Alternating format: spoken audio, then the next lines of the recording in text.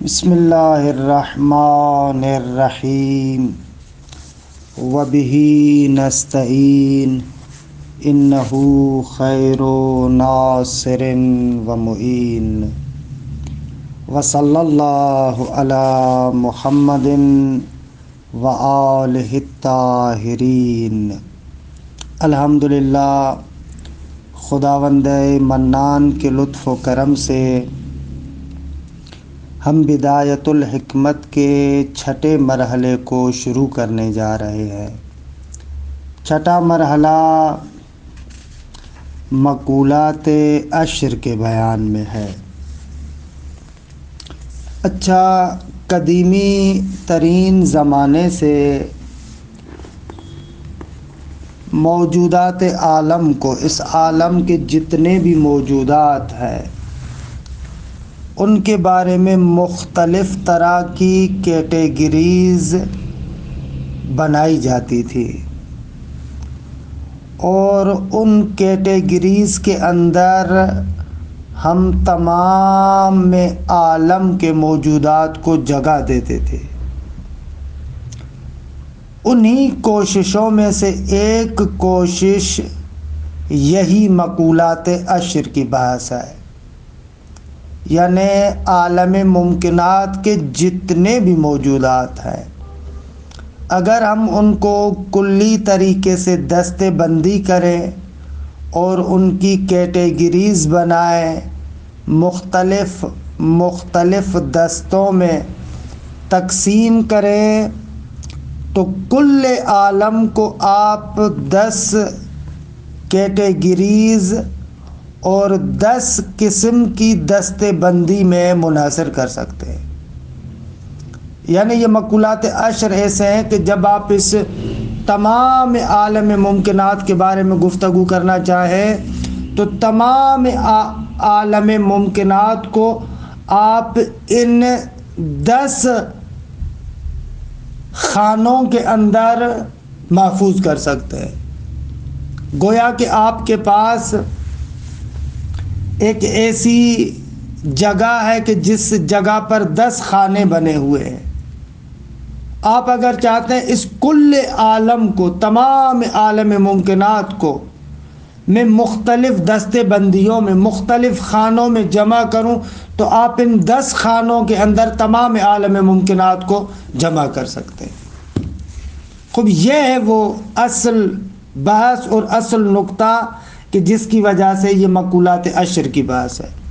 بس مقولات عشر کی گفتگو در حقیقت وہ کوشش ہے کہ ہم چاہتے ہیں کل عالم امکان کو دستے بندی کریں، مختلف دستوں کی صورت میں محفوظ کریں، تو یہ مقولات عشر ہمارے سامنے آتے ہیں۔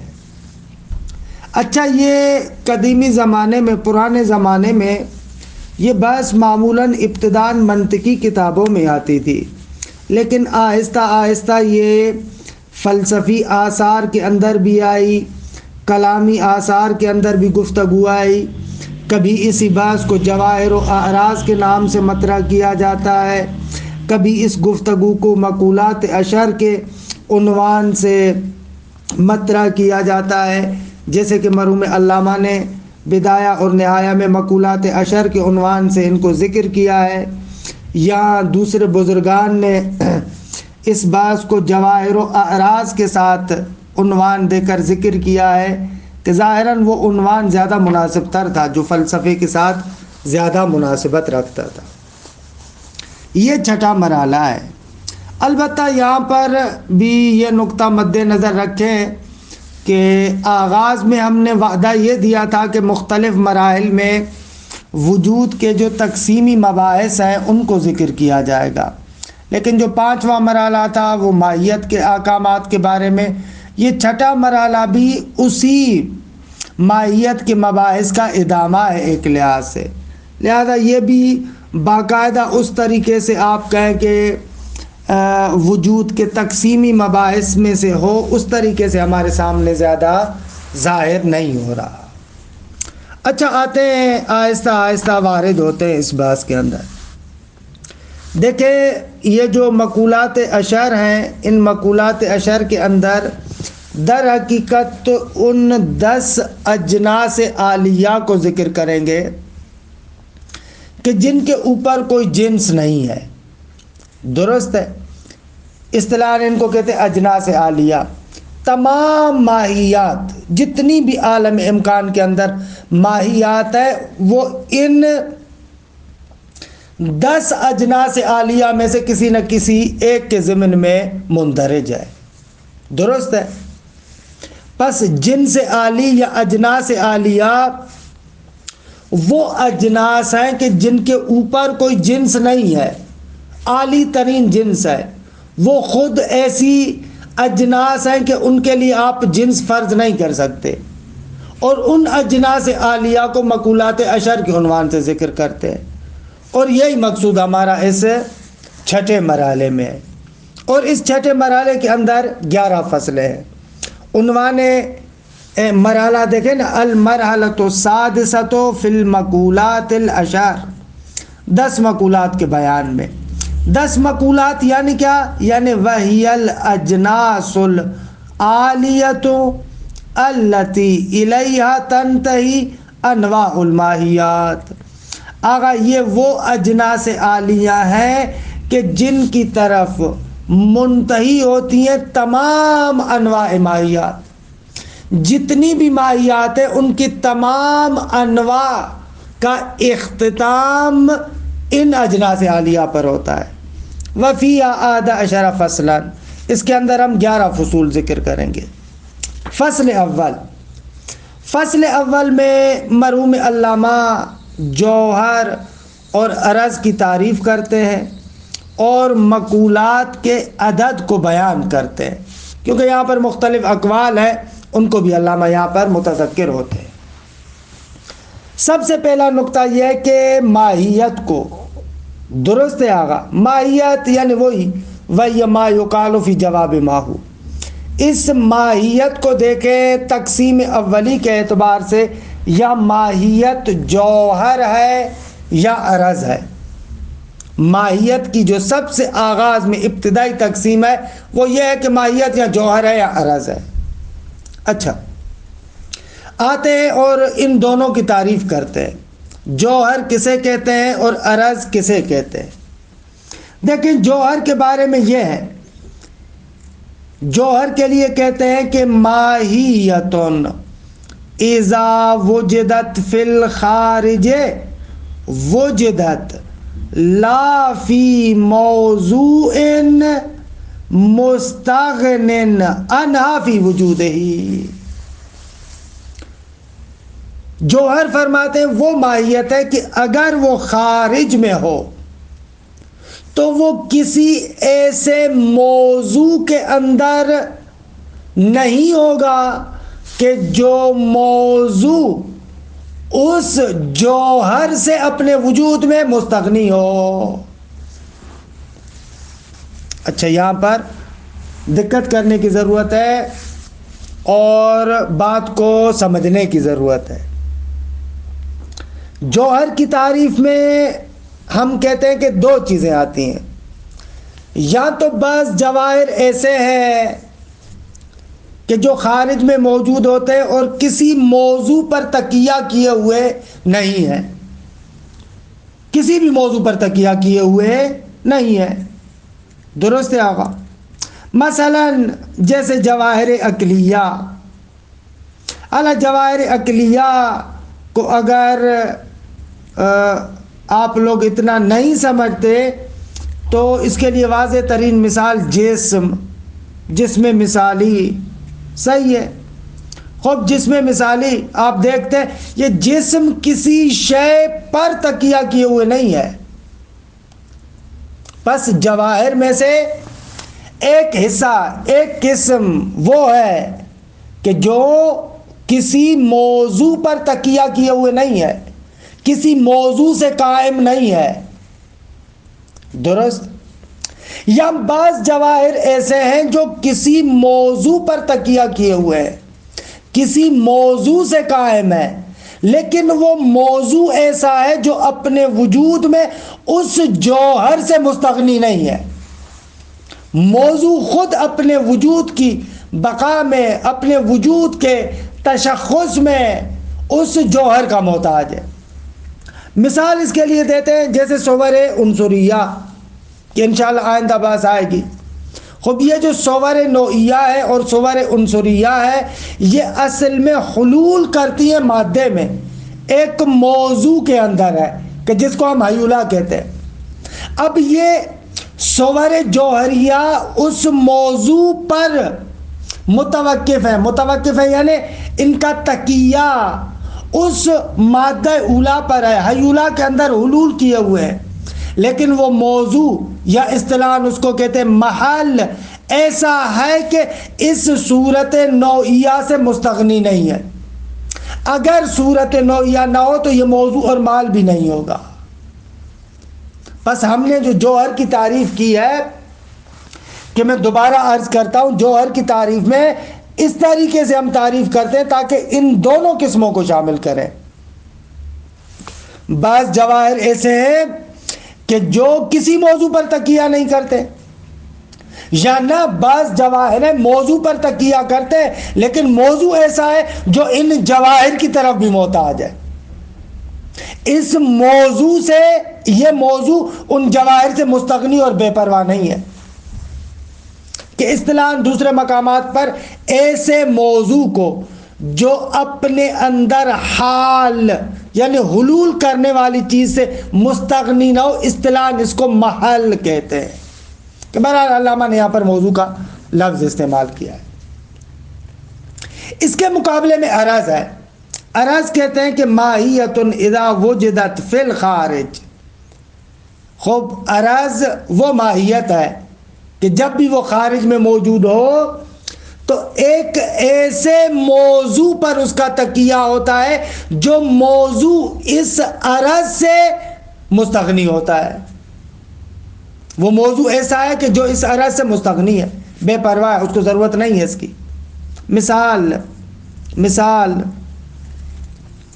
جیسے ہم کہتے ہیں کہ آغا آپ کا بیٹھنا، خوب یہ بیٹھنا قعود ایک عرض ہے جو بیٹھنے والے پر تکیہ کیے ہوئے، اگر بیٹھنے والا نہ ہو تو بیٹھنے کا تصور نہیں ہو سکتا۔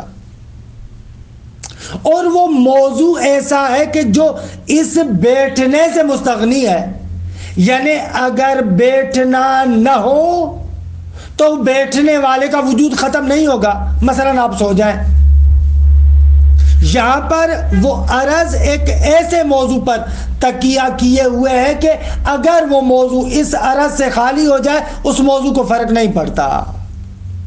یہ عرض کی تعریف ہے۔ خلاصہ کلام، آغا جوہر کی تعریف ایسی ماہیت یا تو خارج میں اصلاً کسی موضوع کے اندر نہیں ہے، یا اگر خارج میں کسی موضوع کے اندر ہے تو وہ ایسا موضوع ہے جو اس جوہر کا محتاج ہے، جوہر سے مستغنی نہیں ہے۔ جبکہ عرض اصلاً خارج میں موضوع کے بغیر نہیں ہو سکتی، اور اگر خارج میں موضوع پر آئے تو موضوع ایسا ہے کہ جو اس عرض سے اپنے وجود میں بے پرواہ ہے، مستغنی ہے۔ اعلیٰ یہ ابتدائی تعریف اور اس فصل کا ابتدائی بیان۔ دیکھیں عبارت کو، الفصل الاول فی تعریف الجوہر والعرض۔ فرماتے ہیں کہ پہلی فصل جوہر اور عرض کی تعریف کے بیان میں، وعدد المقولات، اور مقولات کے عدد کے بیان میں۔ تنقسم الماہیت انقساما اولیا الی جوہر وعرض۔ فرماتے ہیں کہ ماہیت تقسیم اولی کے اعتبار سے، پہلی تقسیم کے اعتبار سے تقسیم ہوتی ہے جوہر اور عرض کی طرف۔ فَإِنَّهَا، کیوں بھائی؟ فرماتے ہیں اس لیے کہ فَإِنَّهَا، کیونکہ یہ ماہیت اما ان تکون بحیث، یا تو ماہیت اس طرح ہے، کیسے ہے کہ اذا وجدت فی الخارج، اگر وہ ماہیت خارج میں موجود ہو تو وجدت لا فی موضوعین، وہ موجود نہیں ہوتی ایک ایسے موضوع میں کہ مستغنن عنہا فی وجود ہی، کہ جو موضوع اس ماہیت سے اپنے وجود میں مستغنی ہو۔ تعریف میں یہ جو بعد والا جملہ ہے تاکہ جوہر کی دوسری قسم جو صور نوعیہ ہیں ان کو داخل کر سکے، کیونکہ یہ نہ سمجھیے گا کہ جوہر جب بھی خارج میں موجود ہوگا تو حتماً کسی موضوع پر تکیہ کیے ہوئے نہ ہو، نہ ہو سکتا ہے جوہر ہو اور موضوع پر تکیہ کیے ہوئے ہو، لیکن وہ موضوع ایسا ہے کہ جو اپنے وجود میں اس جوہر سے مستغنی نہیں ہوگا، جبکہ عرض کے اندر یہ ہے کہ وہ جب بھی خارج میں موجود ہوگا اولاً حتماً موضوع میں ہوگا، اور وہ موضوع ایسا ہوگا کہ جو اپنے وجود میں اس عرض سے مستغنی اور بے پرواہ ہوگا۔ درست؟ سواء وجدت لا فی موضوع اصلاً، یا تو وہ خارج میں جوہر اصلاً کسی موضوع میں نہ ہو، کہ بعض جواہر اس طریقے سے کل جواہر العقلیہ، جیسے جواہر عقلیہ کہ جن کو آپ مجردات تامہ کہتے ہیں، انشاءاللہ ان کے بارے میں آگے گفتگو بھی کریں گے، کہ جن کو عقول کہا جاتا ہے، شریعت کی زبان میں آپ ان کو ملک اور فرشتہ بھی کہتے ہیں۔ یہ جواہر عقلیہ ایسے ہیں کہ خارج میں کسی بھی موضوع پر تکیہ کیے ہوئے نہیں ہے۔ القائمۃ بنفسہا، جو بذات خود قائم ہے، البتہ اس بذات خود کا معنی یہ نہیں ہے کہ ان کو علت کی ضرورت نہیں ہے، نہ، بذات خود کا معنی یہ ہے کہ کسی موضوع پر تکیہ کیے ہوئے نہیں ہے۔ دقت کریں، او وجدت فی موضوع، یا جوہر ایسا ہے کہ خارج میں موضوع میں موجود ہوتا ہے، بعض جواہر اس طریقے کے، لیکن لا یستغنی عنہا فی وجود ہی، وہ ایک ایسا موضوع ہے کہ جو اپنے وجود میں اس جوہر سے مستغنی نہیں ہوگا، وہ بھی محتاج ہوگا۔ کالصور العنصریہ، جس طریقے سے صور عنصریہ، آغا پرانی طبیعت کے اعتبار سے عناصر 4 تھے، پانی، مٹی، آگ، ہوا، یہ عناصر کہلاتے ہیں عنصر۔ ان کی جو صور ہے، صورت مائیہ، صورت ناریہ، صورت ترابیہ، مثلا یہ صورت ہوائیہ، یہ صورت المنتبعہ، یہ صور عنصریہ جو منتبع ہے کس میں؟ فی المادہ المتکومۃ بہا،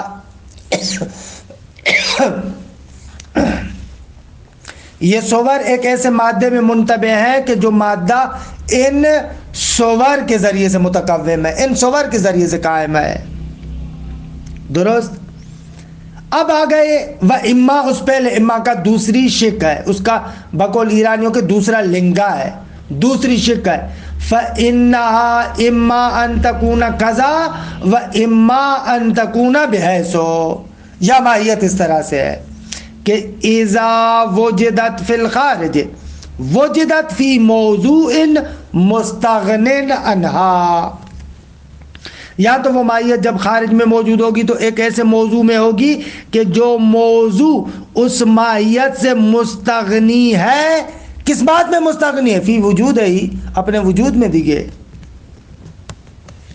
کماہیت القرب والبعد بین الاجسام، اگر اجسام کے درمیان جو قرب اور بعد ہے، قرب اور بعد اعراض ہے، عرض ہے، ان اجسام پر طاری ہے۔ اگر وہ اجسام نہ ہو تو قرب و بعد معنی نہ دارت، قریب ہونا اور دور ہونا، کیا بھائی قریب اور دور ہونا اجسام کی بات ہے نا، اگر وہ اجسام نہ ہو تو قرب اور بعد اس کے لیے کیا ہوگا؟ اصلاً کوئی معنی نہیں ہوگا۔ درست ہے، لیکن وہ اجسام اپنے وجود میں محتاج نہیں ہے اس قرب اور بعد کا، نہ اگر فرض کرے اجسام کے لیے قرب اور بعد نہ ہو تو دیکھیے یہ تھوڑی ہے کہ وہ اجسام نہیں ہوں گے۔ وکل قیام، یا کھڑا ہونا، والقعود، بیٹھنا، والاستقبال، استقبال وہی استقبال یعنی اپنا چہرہ اس کی طرف کر، والاستدبار، پیچھ کرنا۔ خوب ایک انسان کھڑا ہوتا ہے، بیٹھتا ہے، کسی کی طرف رخ کر کے کھڑا ہے، کسی کو پیٹھ دے کر کھڑا ہے، یہ پوری چیزیں قیام، قعود، استدبار، استقبال، یہ اعراض ہیں جو انسان کے ساتھ قائم ہے۔ اگر انسان نہ ہو تو قیام یعنی کیا، قعود یعنی کیا، استقبال یعنی کیا، استدبار یعنی کیا؟ اور انسان اپنے وجود میں ان کا محتاج بھی نہیں ہے. خب بس یہ ہو گیا عرض. یہاں تک مرحوم علامہ نے جوہر اور عرض کی تعریف کی. اگلے حصے میں ثابت کرتے ہیں کہ آیا جوہر اور عرض واقعاً موجود بھی ہے یا نہیں. یعنی ابھی تک ما ہوا کا جواب تھا, جوہر اور عرض کیا ہے. اب علامہ جواب دے رہے ہیں حل ہوا کا, آیا جوہر اور عرض خارج میں ہے بھی یا نہ. فرماتے ہیں کہ آغا بداہتاً بالوجدان ہم جوہر اور عرض کو خارج میں پاتے ہیں. اعراض تو آغا حد عقل ہر کوئی بندہ دیکھتا ہے. آپ رنگ دیکھتے ہیں, سطح دیکھتے ہیں, یہ ساری چیزیں یہ تو بداہتاً آپ مشاہدہ کرتے ہیں. تو کوئی بندہ پلٹ کر کہہ سکتا ہے کہ آغا ہم جسم کو بھی دیکھتے ہیں, تو جواب یہ ہے کہ نہ آغا, آپ جو آنکھوں سے دیکھتے ہیں وہ فقط اعراض ہے. یا آپ سطح کو دیکھتے ہیں, یا اس کے حجم کو دیکھتے ہیں, یا اس کے رنگ کو دیکھ رہے ہیں, لیکن جوہر جسم جو جوہر ہے وہ آنکھوں سے نہیں دیکھ سکتے آپ, بلکہ جوہر کو آپ برہان سے ثابت کرتے ہیں. جب یہ سارے اعراض موجود ہیں تو قطعاً جوہر بھی موجود ہوگا, کیونکہ اعراض خود بخود موضوع کے بغیر تو نہیں ہو سکتے نا. اعراض کہتے ہیں اسے کہ جو خارج میں موضوع پر تکیہ کیے ہوئے. جب اعراض موجود ہیں تو قطعاً ان کا موضوع کہ جو جوہر ہے وہ بھی ہونا چاہیے, کیونکہ اعراض کو تو واضح طریقے سے آپ مشاہدہ کرتے ہیں. باقی جو جوہر جس میں اس کو آپ مشاہدہ نہیں کرتے, جو آپ دیکھتے ہیں وہ فقط اعراض دیکھتے ہیں, لیکن جوہر بھی خود بخود ثابت ہو جاتا ہے. جب اعراض ہیں تو جس پر اعراض تکیہ کیے ہوئے وہ چیز تو قطعاً موجود ہوگی. لہذا عرض اور جوہر کا وجود فی الجملہ بدیہی ہے. اگر آپ کہیں کہ نا ہم فقط اعراض دیکھتے ہیں, خب جوہر کو ہم نہیں مانتے, تو لاشعوری طریقے سے آپ تمام اعراض کو جوہر بناتے, کیونکہ عرض کہتے ہی اسے ہے کہ جو کسی موضوع پر قائم ہو. اگر اس موضوع کا آپ انکار کر رہے ہیں یعنی اعراض کو بنفس ذات آپ قائم سمجھ رہے ہیں. خب اگر اعراض کو بنفس ذات آپ قائم سمجھ رہے ہیں یعنی اعراض کو آپ جوہر سمجھ رہے ہیں. خب اسی لیے علامہ کہتے ہیں کہ فی الجملہ اگر آپ اعراض کو مانتے ہیں تو فی الجملہ اس بات کو بھی مانتے ہیں کہ بابا جوہر بھی ہے. ووجود القسمین فی الجملہ ضروریون, فرماتے ہیں کہ فی الجملہ من باب قضیہ محملہ, من باب قضیہ موجبہ جزئیہ. خوب دیکھیں آپ دونوں قسموں کو مانتے ہیں اور یہ بدیہی ہے, کیونکہ فمن انکر وجود الجوہر, جو بندہ آ کر جوہر کا انکار کرے اور کہے کہ نا ہم تو فقط اعراض کا مشاہدہ کرتے ہیں. خوب فرماتے ہیں جو بندہ جوہر کا انکار کرے گا لازمہ جوہریت الاعراض, تو لازم آئے گا کہ وہ تمام اعراض کو جوہر سمجھے, کیونکہ اعراض جس موضوع پر تکیہ کیے ہوئے ہیں اگر آپ اس کے منکر ہو جاتے ہیں اس کا مقصد یہ کہ تمام اعراض کو جوہر سمجھ رہے ہیں. لازمہ جوہریت الانواع فقال بوجود ہی, فقال یعنی یہاں پر وہی قائل ہونے کے معنی میں ہے, نظریے کے رائے کے معنی میں ہے. آپ سیوطی میں کہتے تھے نا کہ قول رائے اور اعتقاد کے معنی میں بھی آتا ہے, تو یہاں پر قال کا وہی معنی کریں.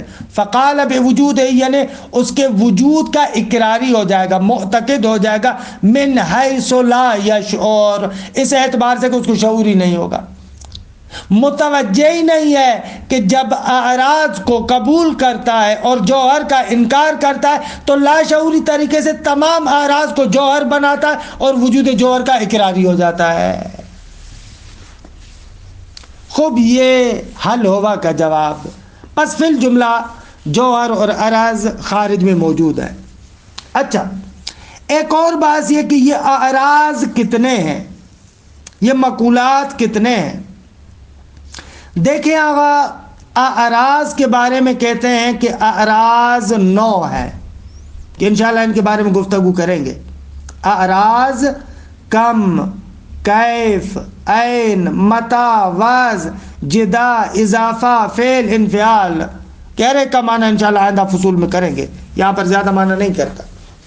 یہ 9 مقولات ہیں، اور یہ 9 کے 9 مقولات اجناس عالیہ ہے، یعنی کم جنس عالی ہے، اس کے اوپر کوئی جنس نہیں ہے. کیف جنس عالی ہے، اس کے اوپر کوئی جنس نہیں ہے. عین جنس عالی ہے، اس کے اوپر کوئی جنس نہیں ہے. یہ جتنے بھی 9 کے 9 اعراض ہیں یہ اجناس عالیہ ہے. درست؟ اچھا، ان قلتا، اگر آپ کہیں آگا کیسے کہہ رہے ہیں آپ کے کم، کیف، عین، متا جتنے بھی 9 کے 9 اعراض ہیں ان کے اوپر جنس نہیں ہے. اعراضون کا مفہوم عرض، آپ 9 کے 9 اعراض کو عرض کہہ رہے ہیں نا. خوب ہو سکتا ہے کوئی بندہ کہے کہ یہ عرض ان 9 کے 9 مقولات کے لیے کیا ہو؟ جنس عالی ہو. جواب نہ عزیز من، عرض ان 9 کے 9 مقولات کے لیے جنس نہیں ہے بلکہ عرضی عام ہے. جنس نہیں ہے، یہ ان کے لیے کیا ہے؟ عرضی عام ہے. اگر جنس کیوں نہیں ہے؟ اس لیے کہ مفہوم عرضن مفہوم ماہوی نہیں ہے، بلکہ یہ ایک نحوے وجود سے انتزاع کرتے ہیں. کیونکہ جو 9 کے 9 اعراض ہیں نا ان کا وجود فی نفس ہی لغیر ہی ہے، ان کا وجود ناعتی ہے، لغیر ہی ہے. یہ مفہوم عرضن حکایت کر رہا ہے ان کے اس نحوے وجود سے کہ یہ لغیر ہی ہے، یہ لغیر ہی ہے. لہذا یہ مفہوم ماہوی نہیں ہے کہ آپ آئیں اور اس کو آ کر مقولات 9 گانا کے لیے 9 مقولات کے لیے ان کو کیا قرار دیں؟ جنس قرار دیں. نہ، مفہوم عرضون 9 کے 9 مقولات کے لیے عرضی عام ہے، جنس نہیں ہے ان کے لیے. اجناس فقط کتنی ہیں؟ یعنی یہ اجناس عالیہ جو اعراض کی شکل میں وہ 9 ہیں، اور ایک اور جو جنس عالیہ ہے وہ جوہر ہے. خب یہ 9 اعراض اور ایک جوہر مل کر مقولات عشر بنتے ہیں. والاعراض تسعۃ، یہ تیسرے سوال کا جواب کہ بھئی یہ کتنے مقولات؟ آگا اعراض 9 ہیں. ہی المقولات، یہ مقولات ہیں.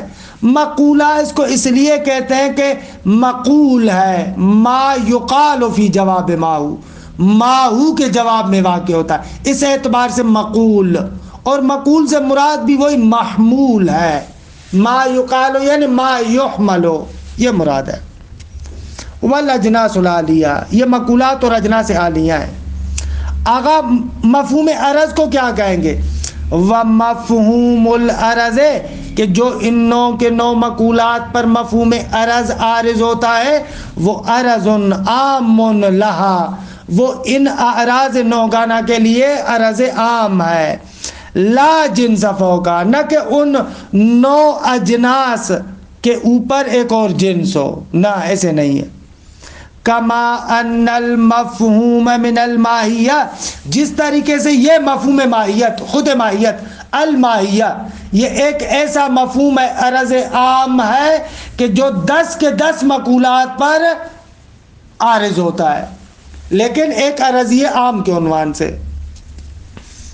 کما ان المفہوم من الماہیت، جس طریقے سے جو ماہیت سے آپ معنی سمجھتے ہیں وہ عرض عام لجمیع المقولات الاشار، سارے کے سارے 10 مقولات کے لیے وہ عرضی عام ہے. درست ہے. ولیس بجنس اللہ، 10 مقولات کے لیے جنس تھوڑی ہے. یعنی مفہوم ماہیت حتیٰ 9 مقولات جو عرضی عرض ہیں، 9 مقولات عرض اور ایک مقولہ جنس جوہر، ان سب پر عرضی عام کے عنوان سے مفہوم الماہیت حمل ہوتا ہے.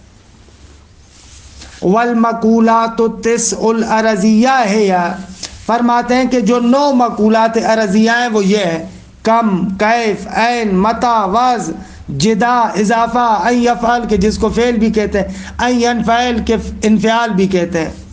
حالانکہ ان کی میں یہاں پر وضاحت نہیں کرتا، آئندہ مباحث میں آئے گی۔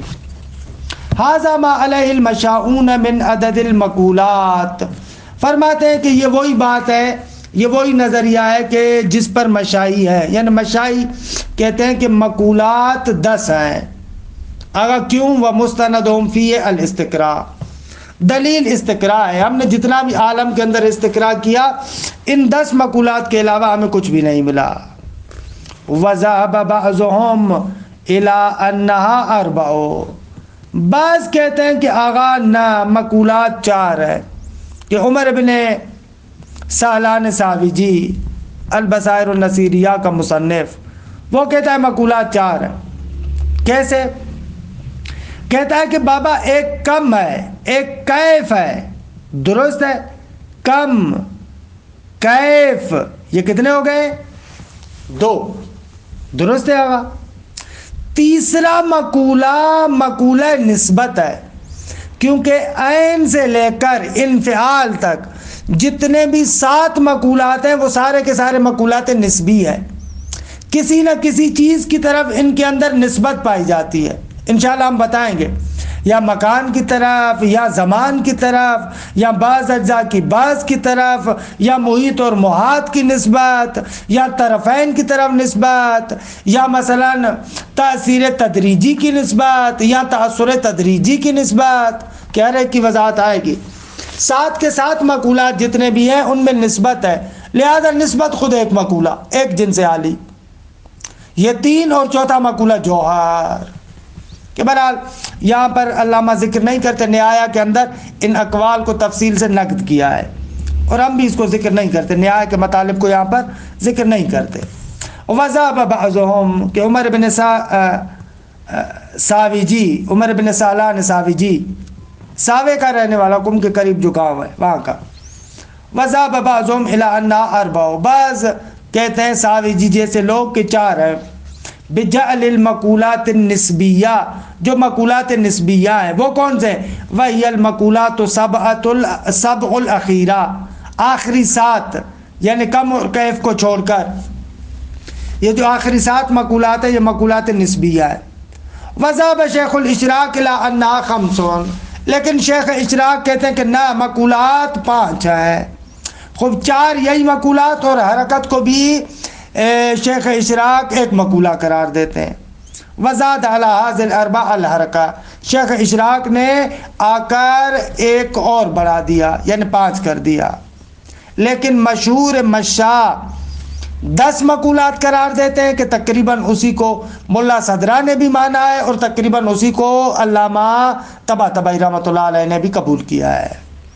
والابحاث فی هذه المقولات وانقساماتها الى الانواع المندرجة تحتها طویلۃ الذیل جدا، فرماتے ان مقولات کے بارے میں مباحث اور ان مقولات کا تقسیم ہونا، درست ہے، ان کا تقسیم ہونا الی الانواع، ان انواع کی طرف، کہ المندرجۃ تحتها، جو انواع ان کے نیچے مندرج ہے، ان تمام کے بارے میں گفتگو کرنا طویلۃ الذیل جدا، بہت زیادہ گفتگو ہے یہاں پر آغا۔ وَنَحْنُ نُلَخِّصُ الْقَوْلَ عَلَى مَا هُوَ الْمَشْهُورُ مِنْ مَذْهَبِ الْمَشَائِخِ، لیکن ہم یہاں پر گفتگو کا خلاصہ بیان کریں گے، البتہ خلاصہ وہی ہے کہ جو مشائین کے درمیان مشہور ہے، مشاء کا جو مشہور مسلک ہے اسی کے اعتبار سے مباحث کا خلاصہ پیش کریں گے، مع اشارات الی غیرہ، حالا مشہور مشاء کے نظریات کا خلاصہ بیان کریں گے، لیکن مشاء کے علاوہ جو دوسرے مسالک ہیں ان کی طرف بھی ہلکا سا اشارہ کرتے جائیں گے۔ کہ الحمدللہ اس طریقے سے ہماری فصل اول تمام ہوئی۔ وصلی اللہ علی محمد وآل بیت الطیبین الطاہرین، بیت الطیبین الطاہرین۔